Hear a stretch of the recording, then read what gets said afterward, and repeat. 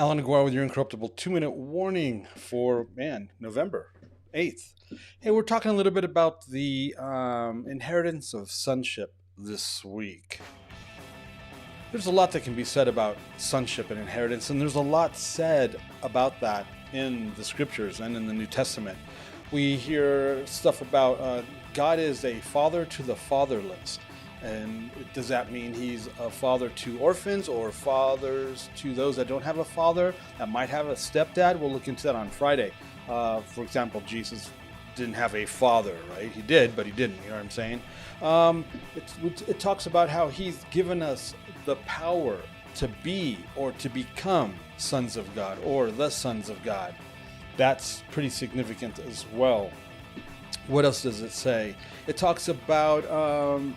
Well, look at what happened in Joshua chapter 5. And they had to have the circumcision at Gilgal before they could go into the promised land, before they could go in and possess the promised land. And it said it was to remove the stigma of Egypt from them with that circumcision at Gilgal. And that stigma was that they were Egyptian slaves. Slaves do not have an inheritance. Sons do.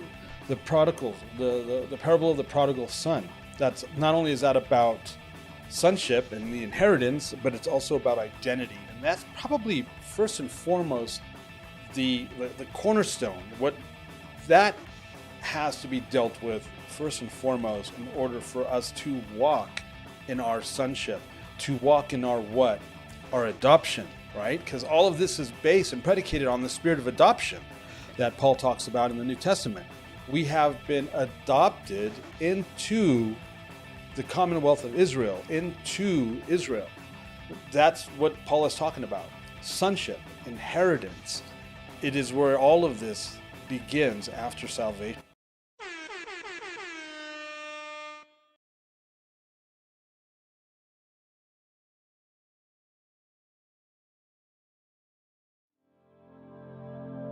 The views and opinions expressed during our broadcasts are solely those of the broadcast producers, hosts, and/or guests, etc., and are not necessarily the views or opinions of the Travelog Network, its sponsors, or affiliates.